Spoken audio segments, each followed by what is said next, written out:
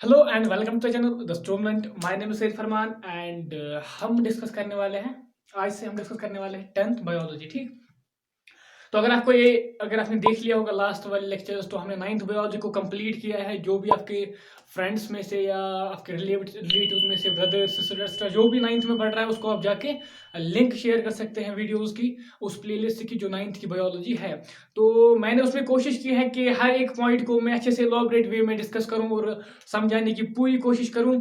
और I think कि काफ़ी हद तक जो है वो इफेक्टिव भी रहेंगे, क्योंकि हर एक पॉइंट जो है टेक्स्ट में जो भी पॉइंट दिए गए हैं, मैंने ट्राई किया है कि मैं उनको डिस्कस करूं और उनको एटलीस्ट उन वाले पॉइंट्स को जो टेक्स्ट में दिए हैं उनको टच करूं। सो 9th बायोलॉजी जो है हमने कंप्लीट कर ली। अब हमने डिसाइड किया है कि अब 10th बायोलॉजी को हम स्टार्ट करेंगे। ठीक, तो 10th बायोलॉजी स्टार्ट करनी है तो सबसे पहले वही बात जो मैं हर क्लास से पहले बोलता हूं कि आपको आपकी टेक्स्ट पे फोकस होना चाहिए। आपकी टेक्स्ट पे जो है एक होल्ड होना चाहिए।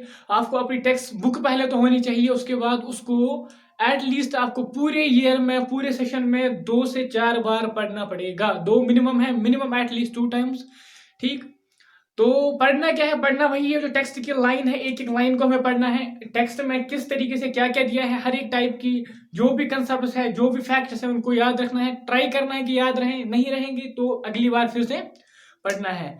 10th हमारे लिए क्यों इंपॉर्टेंट है, हमें 10th की बायोलॉजी क्यों पढ़नी है? ठीक, तो 10th की बायोलॉजी जो है, इसमें बेसिक कंसेप्ट जो है आपके फ्रेम किए गए हैं, जो आप नेक्स्ट क्लास में आने वाली क्लास में पढ़ने जा रहे हैं। सपोज 12th में आपका जेनेटिक्स है या लाइफ प्रोसेस, डाइजेशन है, रेस्पिरेशन है, ब्रीथिंग है, वो सारा जो भी है, उसके बेसिक कंसेप्ट जो है वो आपकी क्लास 10th की बायोलॉजी में फ्रेम किए गए हैं। तो यहाँ पे आपके लिए इंपॉर्टेंट है कि 10th की बायोलॉजी को आप अच्छे से समझ लो, ताकि जब आप नेक्स्ट क्लास में जाओगे तो आपको वहां पे इजी लगे कि जब वो फिर से पढ़ाया जाएगा थोड़ा सा ज्यादा। अभी आप समझ सकते हैं कि जो 12th में दिया गया है उसका 60% आपके टेक्स्ट में दिया गया है, तो वहां पे आपको जो है सिर्फ 40% जो है इंक्रीमेंट होगा आपके सिलेबस का।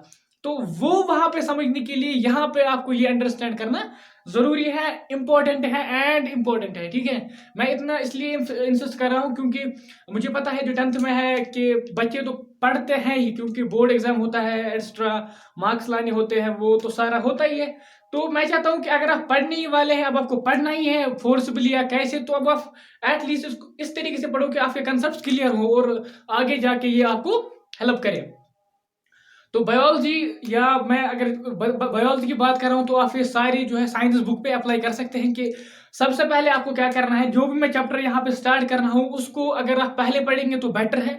ठीक, पहले पढ़ के आएंगे तो बेटर है, क्योंकि आपको वो एटलीस्ट अगर आपको समझ में नहीं आया है तो वो टर्म्स जो वहां पे दी गई है उनसे आप पहले फेमिलियर हो जाएंगे। अगर आप पहले नहीं पढ़ते हैं तो इंपॉर्टेंट है और ये आपको करना ही पड़ेगा कि लेक्चर जितना मैंने कंप्लीट किया उसके बाद जाके पहले उसको टेक्स्ट से पढ़ना है, क्योंकि I can only guide you. मैं आपको गाइड कर सकता हूँ, यहाँ पे कुछ पॉइंट जो है उसको इलॉबरेट वे में बता सकता हूँ, बाकी जो पढ़ना है वो आपको पढ़ना है। ठीक, जो भी मार्क्स आएंगे वो आपने कितना पढ़ा है उस पे आएंगे। ठीक है, तो आपको जितना भी समझ आएगा वो ज्यादा मैटर इस पे करेगा कि आपने खुद कितना पढ़ा है, कितनी कोशिश की है खुद समझने की। सो ये चीजें इंपॉर्टेंट है, इसके लिए आपको टेक्स्ट पढ़नी ही पढ़नी पड़ेगी for every subject. Suppose science, geography जो भी है, मैथमेटिक्स, सब के लिए आपको टेक्स्ट पढ़नी पड़ेगी। एंड साइंस में भी हर एक टॉपिक के लिए, सब टॉपिक के लिए, सपोज आपकी फिजिक्स, केमिस्ट्री, बायो में डिवाइड की गई जो है आपकी साइंस बुक, तो उनको भी आपको टेक्स्ट से पढ़ना है, फिजिक्स को भी, केमिस्ट्री को भी, बायो को भी। ठीक है, तो जनरल डिस्कशन में मैं आज ये पहले तो ये बोलना चाहता था कि टेक्स्ट पढ़नी है। सेकंड चीज ये है कि 10th की बायो जो है बहुत ही इंटरेस्टिंग है और बहुत ही इजी भी है। सिर्फ एक चीज हमसे मांगती है, वो है रिवीजन। ठीक, अगर आपने रिवाइज कर लिया 2 बार, 3 बार, 4 बार, तो आप मास्टर कर सकते हो एनसीईआरटी 10th की बायोलॉजी में। ठीक है, तो 10th की बायोलॉजी में सबसे पहला जो चैप्टर है हमारे वो है लाइफ प्रोसेस। ठीक है, लाइफ प्रोसेस सिंपल सा चैप्टर है। लाइफ प्रोसेस, या तो पहले अगर इंट्रोडक्शन देखें, चैप्टर का इंट्रोडक्शन देखेंगे, तो आज का लेक्चर रहेगा उसमें हम खाली जो है इंट्रोड्यूस करेंगे चैप्टर के बारे में। नेक्स्ट जो है क्लास से हम स्टार्ट करेंगे, लेक्चर जो है उस पर बनाएंगे और उसके एक एक टॉपिक्स को डिस्कस करेंगे। सो सबसे पहला जो हमारी टेक्स्ट में दिया है वो है, सिंपल सी बात है कि मोमेंट जो है ये डिसाइड कर सकता है कि क्या कोई ऑर्गेनिज्म लिविंग है या नहीं है। सपोज हमें कुछ एग्जांपल्स दिए हैं कि अगर कोई आदमी जो है चल रहा है या वो चीख रहा है अपने आंगन में, तो we can say that he is living. लेकिन कोई अगर सो रहा है तो क्या वो फिर से लिविंग है? हाँ, तो हमें कैसे पता चला? हमने देखा कि वो ब्रीद कर रहा है। अगर ये क्राइटेरिया है लिविंग का, तो फिर प्लांट्स कैसे लिविंग है? ना तो हमें ये दिख रहा है कि वो ब्रीद कर रहे हैं, ना तो हमें ये दिख रहा है कि वो मूवमेंट कर रहे हैं। ठीक, तो वहां पे एक मॉलिक्यूलर, अगर किसी साइंटिस्ट से पूछेंगे कि आपके यहाँ लिविंग की क्या डेफिनेशन है, तो वो आपको कहेंगे कि मॉलिक्यूलर मोमेंट्स, जो मॉलिक्यूलर लेवल पे मोमेंट्स होते हैं, जो मॉलिक्यूलर लेवल पे जो है रीऑर्गेनाइजेशन होती है, वो डिटरमाइन करती है कि आप लिविंग हो या नहीं हो। अगर आपकी जो भी प्रोसेस है, जो भी एक्टिविटीज है एट द सेल लेवल, वो बंद है, ठीक, वो नहीं हो रही है, तो यू आर डेड। लेकिन अगर आपके वहां पे सेल्स में जो है मॉलिक्यूल जो एक दूसरे में कन्वर्ट हो रहे हैं, मॉलिक्यूल जो है कुछ बिल्ड कर रहे हैं, कुछ डिस्ट्रॉय हो रहे हैं, कोई लाइफ प्रोसेस, कोई एक्टिविटी हो रही है, तो we can say that you are living. इसी तरह सब वायरस का हम बोलते हैं कि बहुत सारे साइंटिस्ट बोलते हैं हाँ लिविंग है, बहुत बोलते हैं नहीं है, क्योंकि वायरसेस में जब तक वो किसी सेल को इन्फेक्ट नहीं करते हैं, वो कोई भी मॉलिक्यूलर मूवमेंट नहीं दिखाते। लेकिन उसके बाद वो मशीनरी सेल की लेके सारी जो है अपनी प्रोजेनी प्रोड्यूस करते हैं और वायरस करते हैं बाकी सेल्स को भी। तो इसीलिए ये मॉलिक्यूलर मूवमेंट का जो है उसकी बहुत इंपॉर्टेंस है। ठीक, क्योंकि अब जो है हम एक इन्वायरमेंट में रहते हैं और इन्वायरमेंट के बहुत सारे इफेक्ट्स हम पे होते हैं, तो हम कंटिन्यूअसली जो है हमारी कुछ चीज़ें जो है डिग्रेड होती जा रही है, कुछ जो है खत्म होती जा रही है। तो इसीलिए हमारी बॉडी में कंटिन्यूअस प्रोसेस का होना ज़रूरी है, ताकि वो इन जो है इन प्रोसेस को, जो चीज़ें खत्म हो रही है, जो हमारे लिए नेसेसरी है, उनको फिर से क्रिएट करे, फिर से डेवलप करें। तो क्या होता है कि अगर हमें कोई चीज करना है अपनी बॉडी को, हमारी बॉडी को कोई चीज बनानी है, हमारी बॉडी को कोई चीज में कोई मॉडिफिकेशन करनी है, तो उसके लिए एनर्जी चाहिए होती है। अब एनर्जी कहां से आएगी? एनर्जी आती है फूड से। ठीक, जब भी हम किसी तरीके का फूड जो है खाते हैं, चाहे फैट्स लें, कार्बोहाइड्रेट्स, प्रोटीन्स एटसेट्रा, ठीक है, हम फ्रूट्स ले या नट्स ले या एटसेट्रा, जो भी हम ले, वीट ले, राइस ले एटसेट्रा, तो वो जो फूड का इंटेक करना होता है ताकि हमें एनर्जी मिले, तो उसको हम न्यूट्रिशन के प्रोसेस से, उस न्यूट्रिशन प्रोसेस के नाम से जानते हैं।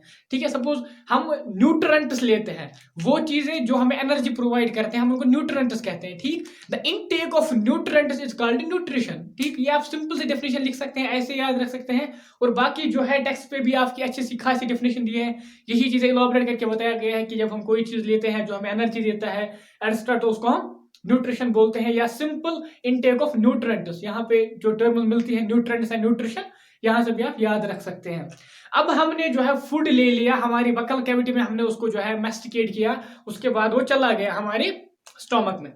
अब ये तो जाहिर सी बात है कि हमने जब सेल्स पढ़ी थी, तो सेल्स इतनी छोटी थी कि ना तो हम उन्हें देख सकते हैं, ना तो इवन के माइक्रोस्कोप को जब हम उस यूज करते हैं तो स्टिल वो उतनी बढ़िया में नहीं दिखती हैं, तो बहुत ज्यादा छोटी हैं। तो हम इतना बड़ा फूड पार्टिकल जो अंदर लेते हैं, वो कहाँ से सेल में चला जाता है? ठीक क्वेश्चन है। तो यहाँ पे एक और प्रोसेस आ जाती है जिसे हम डाइजेशन के नाम से जानते हैं।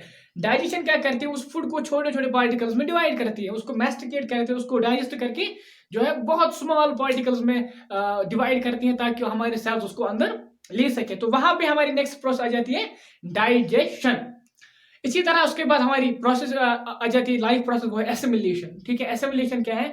वो प्रोसेस है जहां पे डाइजेस्टेड फूड को सेल में यूज किया जाता है। या रेस्पिरेशन के बारे में आपने सुना होगा, जब हम ऑक्सीजन का यूज करते हैं, हमारी बॉडी जो है ऑक्सीजन बाहर से लेती है, उसके बाद फूड से एनर्जी जो है रिसीव करती है, फूड से एनर्जी एक्सट्रैक्ट करती है through the process of respiration. तो वहां पे वो एक और लाइफ प्रोसेस है रेस्पिरेशन, जो कि इंपॉर्टेंट है हमें एनर्जी देने के लिए। अब ये भी आपने सोच लिया होगा कभी कि फूड जो है वो लेते हैं स्टोमक में जाता है, और जो ऑक्सीजन लेते हैं वो लंग्स में जाता है, तो फिर आपस में रेस्पिरेशन कहां से आ गई? यस, ये भी एक क्वेश्चन जो है आ सकता है आपके माइंड में। तो यहाँ पे ये बात है कि अगर हमें दो अलग अलग वे से कोई दो चीज लेते हैं, लेकिन उनको हमें कंबाइन करना है, तो हमें एक सिस्टम होना चाहिए जिसे हम ट्रांसपोर्टेशन के नाम से जानते हैं। ठीक, एक ट्रांसपोर्ट सिस्टम होता है हमारी बॉडी में, जो उन दोनों चीजों को डिफरेंट जगह से लेके एक जगह तक ले जाती है, जहां पे रेस्पिरेशन की प्रोसेस होती है, वो है इनसाइड द सेल। तो इसी तरह और सारी प्रोसेस, सपोज रिप्रोडक्शन है या एक्सक्रीशन है। अब हमारी बॉडी में वेस्ट मटेरियल जो है जमा हो गया, अब उसको क्या करेंगे? क्योंकि वेस्ट जो होता है वो हमारे लिए अब ये नहीं, इतना ही नहीं होता कि वो वेस्ट जो है एक्यूमुलेट हो गया, नहीं, बल्कि वो हमारे लिए हार्मफुल भी होता है। हमें उसे किसी भी वे में जो है रिमूव करना पड़ता है, वो हमारे लिए नेसेसरी होता है। तो वहां पे भी प्रोसेस ऑफ एक्सक्रीशन आ जाती है, लाइव प्रोसेस है क्योंकि उसके बगैर वो हम मर सकते हैं। अगर एक्सक्रीशन जो अगर वो वेस्ट एक्यूमुलेट हो गए तो वो हमें पॉइजन होकर डेड कर सकते हैं। वहां पे जो प्रोसेस एक्सक्रीशन के नाम से जानी जाती है वो ये प्रोसेस जो मैंने डिस्कस किया, सपोज सबसे पहले nutrition, digestion, absorption, assimilation, reproduction, excretion, जो भी ये सारी प्रोसेस हैं इनको हम एक एक करके इस चैप्टर में डिस्कस करने वाले हैं। और मजा आने वाला है क्योंकि ये सारी प्रोसेस जो है बहुत ही जो है मजेदार वे में लिखी गई है। और इनको जो है हम ये क्यूरियोसिटी होती है कि मुझे ये पता चले कि ये फूड कैसे चला जाता है, तो इनमें नेचुरली एक टाइप का वो प्लेजर मिलता है, हम एक जॉयफुल वे में हम इसको इन कंसेप्ट को क्लियर कर सकते हैं और इसको पढ़ सकते हैं। तो यही आज की वीडियो में मुझे लगता है इतना मैं इतना डिस्कस करने वाला हूं कि एक तो हमारा जो क्लास 10 की बायोलॉजी वो स्टार्ट होने वाली है, और बायोलॉजी में से हम सबसे पहला चैप्टर जो है लाइफ प्रोसेस वो डिस्कस करेंगे। लाइफ प्रोसेस में आपको ये सारी चीजें डिस्कस होंगी और सारी बाकी टर्म्स उसमें है वो हम एक एक करके सब डिस्कस करेंगे। बाकी अभी आपको क्या करना है, अपने फ्रेंड्स को बता देना है कि 10th जो है 10th की बायोलॉजी स्टार्ट होने वाली है और आप आके चैनल को ज्वाइन करो, क्योंकि अगर वो साथ साथ पढ़ेंगे तो वो साथ साथ क्वेश्चन भी पूछ सकते हैं और आंसर्स भी नेक्स्ट लेक्चर में पा सकते हैं। बाकी जो भी आपको क्वेश्चन है, जो भी आपको डाउट्स है वो आप कमेंट सेक्शन में बताइएगा, मैं ट्राई करूंगा कि आपको सेटिस्फैक्ट्री आंसर प्रोवाइड करूं। बाकी आज की वीडियो में इतना ही। वही चैनल को सब्सक्राइब करना है और फ्रेंड्स के साथ शेयर करना है, लाइक का बटन जो है उसको प्रेस करना है क्योंकि हमारे लिए वो एनर्जी का काम करता है, हमें मोटिवेशन प्रोवाइड करता है नेक्स्ट वीडियो बनाने के लिए। वही बाकी थैंक्स अ लॉट।